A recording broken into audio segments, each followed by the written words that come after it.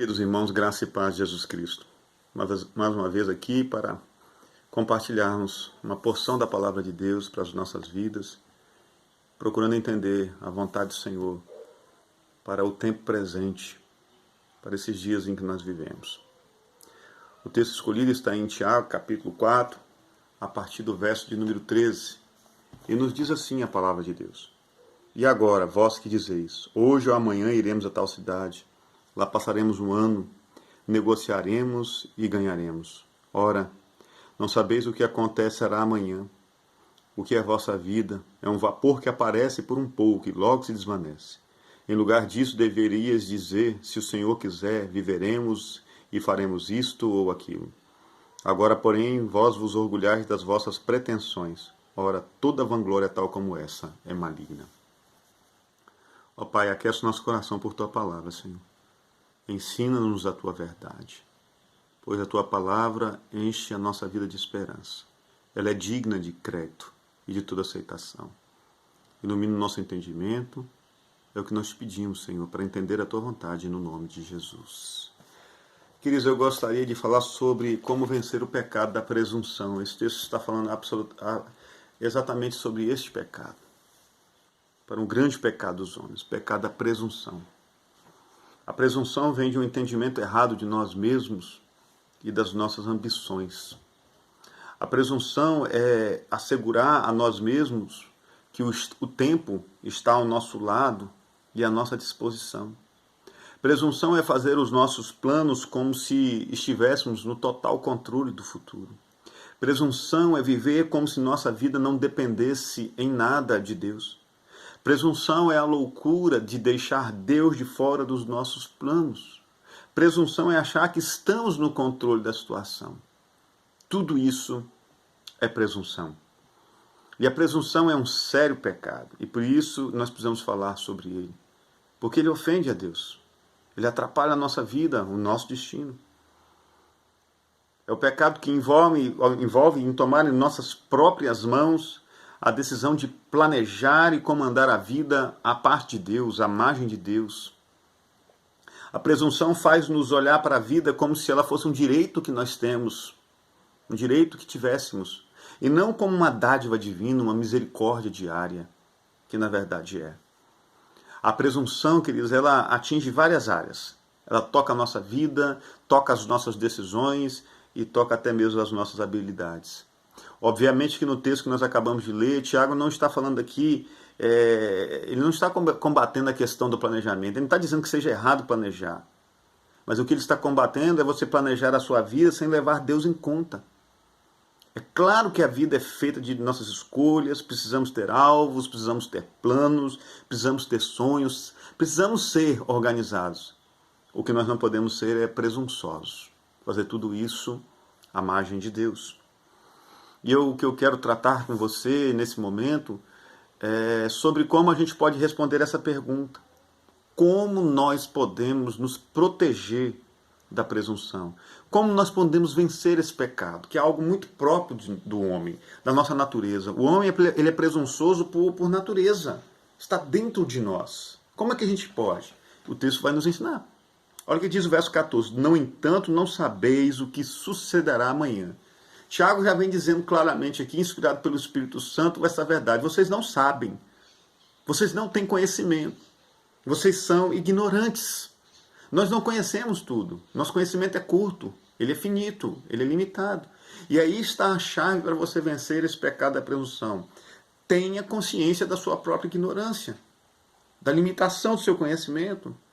Aliás, Provérbios 27, verso 1, ele vai enfatizar essa verdade. Não te glories do dia de amanhã, porque não sabes. Novamente o texto vai nos dizer, não sabes o que produzirá o dia. E isso é tudo que aqueles negociantes do texto de Tiago não estavam fazendo. O que eles estavam fazendo? Eles estavam fazendo planos seguros, com convicção. E eles usavam os verbos de forma assertiva. Eles diziam assim, olha, nós vamos para tal lugar, nós vamos permanecer ali, nós vamos comprar, nós vamos ter lucro. Presunção. E essa é a mesma postura reprovada por Jesus, por exemplo, lá em Lucas capítulo 12, versos 16 e 21, na parábola do rico insensato. Aquele homem fez planos sem Deus. A verdade é que tanto Tiago como Jesus falou lá no Evangelho de Lucas, é que eles estão dizendo a mesma coisa. Quem pensa que pode administrar o seu futuro sem Deus é um tolo. Irmãos, a vida não é incerta para Deus, porque Ele conhece todos os detalhes da nossa existência. Tudo que vai nos acontecer, Deus conhece o que vai nos acontecer daqui a bilhões de anos na eternidade. Mas ela é incerta para nós. Nós não temos o conhecimento de todas as coisas. Somente quando estamos dentro da vontade de Deus é que podemos ter confiança no futuro. Podemos ter confiança no futuro não por conhecer o que vai nos acontecer no futuro, mas por saber que Deus tem o controle da nossa história e todas as coisas cooperam, contribuem, concorrem para o bem daqueles que temem e amam a Deus. E quando ele diz todas as coisas, isso obviamente está incluindo o que vai acontecer no futuro. Nosso conhecimento ele é limitado, ele é pequeno. Nós entendemos e enxergamos muito pouco, a nossa visão ela é curta, somos míopes. Nós devemos ter cuidado com o conhecimento. Conhecimento gera soberba, presunção. Por isso que o conhecimento deve estar sempre acompanhado da sabedoria. E o que é a sabedoria? É o uso correto do conhecimento. É possível ter muito conhecimento e não ser sábio e se tornar um presunçoso. Ao passo de que existem pessoas que não têm tanto conhecimento, mas são sábias. Conseguem conviver bem com o pouco conhecimento que têm. E a presunção aparece justamente quando um tolo, alguém que não tem sabedoria, adquire conhecimento. E essa pessoa passa a pensar que tem o controle de tudo. Mas se nós não sabemos o que vai nos acontecer amanhã, como o texto está nos dizendo, o texto de Tiago, como a gente pode a gente pode traçar o destino das nossas vidas, de todas as nossas vidas, longe de Deus? Como? E aí eu penso em Jó, o patriarca Jó, que mesmo tendo tamanha sabedoria e conhecimento, reconhece, lá no final do seu livro, no capítulo 42, verso 3. Olha o que ele diz a respeito dele mesmo. Quem é este que sem conhecimento obscurece o conselho? Por isso falei do que não entendia, do que não sabia. Coisas que para mim eram demasiado maravilhosas e que eu não conhecia. Jó está aqui endossando aquilo que Tiago vai falar depois. Precisamos entender a nossa ignorância, porque quanto mais nós temos consciência dela, mais nós nos armamos para vencer a presunção, esse pecado tão nefasto. Nós devemos humildemente reconhecer a nossa ignorância, como Jó fez. E por que nós temos que fazer isso? Porque, irmãos, enquanto nós não conhecemos, Deus sabe de tudo. É Ele que tem os melhores planos para a nossa vida. Olha o que diz Isaías 55, versos 8 e 9. Os meus pensamentos não são os vossos pensamentos, nem os vossos caminhos, os meus caminhos, diz o Senhor. Porque assim como o céu é mais alto do que a terra, assim são os meus caminhos mais altos do que os vossos caminhos, meus pensamentos mais altos do que os vossos pensamentos. Deus sim sabe de tudo que vai nos acontecer. Ele sabe, Ele é onisciente. E o fato de Deus não permitir que nós saibamos tudo que vai nos acontecer no futuro é para nos poupar. Porque se nós soubéssemos tudo que vai ainda se passar conosco no futuro, nós ficaríamos desalentados, angustiados. Imagine se você soubesse o que vai acontecer com você no futuro, a respeito de uma doença, de um desemprego. Você desde já ficaria aflito. O fato é, tenha consciência da sua ignorância. Ela vai fazer com que você seja uma pessoa mais humilde, se aproxime mais de Deus e vença o pecado da presunção, do orgulho e da soberba. Mas o Tiago continua e no verso 14 ele vai nos dizer: que é a vossa vida? Que pergunta importante. Sois um vapor que aparece por um pouco e logo se desvanece. O que Tiago está querendo nos ensinar é que para você vencer a soberba, a presunção, você precisa também ter consciência da sua fragilidade. Ter a consciência da sua ignorância e ter a consciência da sua fragilidade. E ele vai comparar a duração da vida com uma neblina. E o que é uma neblina? É algo que rapidamente se dissipa. É algo que rapidamente existe e deixa de existir. E Jó, mais uma vez, vai nos ensinar. O livro dele vai nos ensinar como a vida da gente é breve, é frágil. Olha o que ele diz no capítulo 7, verso 6. Os meus dias são mais velozes do que a lançadeira do tecelão. A vida passa rapidamente. Nossos dias sobre a terra são uma sombra. lá no versos 8 e verso 9. Os meus dias são mais velozes do que um corredor, Jó 9, 25. E lá em capítulo 14, verso 1 e 2, ele diz: o homem nascido da mulher, de poucos dias e cheio de inquietação, nasce como uma flor e murcha, foge também como a sombra e não permanece. Mas não apenas Jó nos afirma essas questões. Olha o que diz Moisés no Salmo 90, versos 9 e 10, sobre a nossa fragilidade, sobre a nossa limitação. Acabam-se os nossos anos como um suspiro, pois passa rapidamente e nós voamos. O que é um suspiro? Acabou. E quando eu leio esse texto, é óbvio que Moisés não tinha isso em mente. Quando ele escreveu esse texto, ele estava falando desse suspiro mesmo, que eu dei aqui agora. Mas eu lembro de um doce chamado suspiro, que eu comi muito, que eu degustei muito quando era criança. Ele tinha uma forma consistente, meio durinha, mas ele era feito de açúcar. Quando você colocava na boca, derretia, assim como algodão doce. A vida é como um suspiro, também como um suspiro doce, que parece ser algo firme, mas é uma ilusão. Logo deixa de existir. Quanto mais entendimento nós temos dessa verdade, mais nós nos tornamos humildes. A verdade, queridos, é que a gente não pode desperdiçar a nossa vida sabendo que ela é breve, tão breve. Não podemos desperdiçá-la vivendo na contramão da vontade de Deus. Isso é um grande erro, uma tolice. Na verdade, a presunção do homem tenta apenas esconder a sua fragilidade. O homem se orgulha e se gaba de muitas coisas para não ter que reconhecer de que é apenas pó. O homem não pode ter o controle de eventos futuros. Ele não tem sabedoria para ver o futuro, nem para poder controlar o futuro. E aqueles que o dizem ter sabedoria para ver o futuro estão mentindo, se utilizando de argumentos fraudulentos para oferir algum tipo de lucro.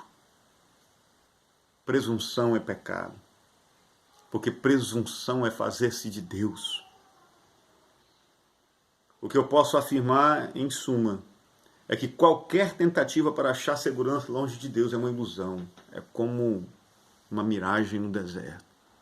Algo que passa a ideia de prazer, algo que passa a ideia de felicidade, mas que é apenas uma ilusão. Quando você se ilude com uma miragem no deserto, com um oásis no deserto, e se você pular na água, você vai colocar a boca no pó. Você vai colocar a boca na areia e perceber que aquilo que você confiava não era nada. Quantos homens estão confiando em miragens, em oásis no deserto? Apenas miragens. Mas ele vai continuar nos ensinando, olha o que diz o verso 15, Tiago. Em lugar disso, devias dizer, se o Senhor quiser, viveremos e faremos isto ou aquilo. Precisamos ter consciência da nossa ignorância, precisamos ter consciência da nossa fragilidade, precisamos ter consciência da nossa total dependência de Deus. É isso que Tiago está nos ensinando. Se o Senhor quiser. É dependendo dele que os nossos planos são estabelecidos. Confia no Senhor e Ele estabelecerá os seus desígnios. Deus tem o controle de todas as coisas, verdade bendita esta. Nada escapa ao seu domínio, Ele é soberano. E somente quando nós temos uma consciência clara dessas verdades, é que nós vamos nos submeter ao Senhor. E aí sim, será esmagado dentro de nós todo tipo de pecado, de presunção, de orgulho, de soberba. A Bíblia ela é muito enfática quando ela declara lá em Provérbios 19, 21. Muitos são os planos no coração do homem, mas o desígnio do Senhor, a vontade do Senhor é esta que prevalece. É bem conhecida a história do navio Titanic, onde seu construtor ousou afirmar que nem Deus poderia afundar aquela embarcação. Pura presunção. Aquele homem não precisou de muito tempo para ver que estava errado. O pecado da presunção, ele nos faz cometer a loucura de zombar de Deus. E zombar de Deus é muito perigoso. Olha o que Paulo nos ensina a respeito dessa loucura em Gálatas capítulo 6, verso 7. Não vos enganeis. Deus não se deixa escarnecer, pois tudo que o homem semear, isso também ceifará. Podemos, irmãos, afirmar que a vida humana, de certa forma, em certo aspecto, está assim sob o controle do homem. Em que sentido? Nós precisamos tomar decisões na nossa vida. Somos um produto das decisões que nós fazemos e tomamos na vida. Em certo sentido, nós definimos, através das nossas decisões, quem nós queremos ser, com quem nós vamos andar, com quem nós vamos nos casar, o que nós vamos fazer. Mas, por outro lado, a vida humana não está em nosso controle. Porque nós não conhecemos o futuro, como eu disse aqui ainda há pouco, e nem sabemos o que é melhor para nós. O que nós devemos fazer, cientes dessas verdades, é saber quais são os sonhos de Deus para a nossa vida. O que o Senhor intenta para nós. Há uma verdade incontroversa, é de que a vida humana está sob o controle de Deus. E por isso, diferentemente daqueles comerciantes do texto aqui de Tiago que nós lemos, nós devemos dizer, se Deus quiser, nós vamos. Se Deus quiser, nós compramos. Se Deus quiser, nós vamos ter lucro. Se Deus quiser. Aliás, precisamos evocar toda a nossa vida, nossos sonhos, nossos planos, nossas decisões, com base naquilo que Jesus nos ensinou na oração do Pai Nosso. Seja feita a tua vontade, assim na terra como no céu. Ore sempre com esta premissa, pedindo para que a vontade de Deus seja estabelecida na sua vida, mesmo que isso venha contrariar algum projeto pessoal seu. E para terminar esta palavra, eu gostaria de contar para você aqui uma pequena história, a história do corvo e da raposa. Uma raposa estava com muita fome, ela andava pela floresta e ela avistou de longe um corvo, e aquele corvo estava com uma caça no bico. Embora o corvo fosse inferior à raposa, ele estava no alto de uma árvore. E a raposa sabia que a sua superioridade só lhe valia em terra. Só teria alguma vantagem para ela se o corvo estivesse em terra. Portanto, a raposa precisava de um plano ardiloso, esperto, para abocanhar aquela caça e, se pudesse, também o corvo. E ela começou a pensar o que fazer para conseguir pelo menos aquela caça. Ela pensou e logo surgiu um plano. E ela disse, oi corvo, que tal você cantar um pouco para mim? Você canta tão bem, é tão bom ouvir. E o corvo que não canta nada, você já viu algum corvo cantar? Curvou um pouco a cabeça, deu uma pequena ajeitada para olhar a raposa e passou a ouvi-lo. E ela continuou a insistir, cante corvo, eu quero ouvi-lo. Seus cânticos são belos. E ela continuou a falar sem dar muito espaço para que o corvo pudesse pensar. E o diabo faz isso com a gente. Ele vai enchendo a nossa mente, vai massageando o nosso ego, para a gente não pensar muito, cair no pecado da presunção. Mas o que ela queria fazer é para que o corvo, ao não pensar, pudesse abrir o bico para cantar algo, coisa que ele não sabia fazer, a caça cair e ela se alimentar da caça. E de tanto insistir, seguidamente elogiando o corvo, ele se orgulhou, estufou o peito, abriu o bico. E nisso que abriu o bico, a caça caiu e a raposa pegou a caça. E ele cantou o quê? Cantou nada. Ele não sabe cantar. Mas ela saiu orgulhosa, a raposa. E feliz, porque pôde encher a sua barriga esfomeada. Olha o que diz Provérbios 26:12, que se aplica perfeitamente a essa história. Tens visto um homem que é sábio aos seus próprios olhos? Maior esperança no tolo do que nele. Maior esperança para o louco, para o doido, do que um homem que é sábio aos seus próprios olhos, que se orgulha dos seus predicados. O corvo se orgulhou dos elogios que recebeu, e por isso teve uma grande perda. E a moral da história é justamente esta, o pecado da presunção, do orgulho, da soberba. Pode nos fazer perder coisas ou pessoas importantes. E pode nos fazer perder até mesmo a própria vida. Porque um homem presunçoso, orgulhoso e arrogante, ele está longe de Deus. E viver longe de Deus é perder a própria vida. Que Deus nos abençoe a entender tudo isso, a nos humilharmos, colocarmos a boca no pó e vivermos totalmente dependentes de Deus. Esse é o melhor caminho a ser seguido. E Ele, ao seu fim, trará bem-aventurança eterna para cada um de nós. Que Deus te abençoe e te sustente, em nome de Jesus.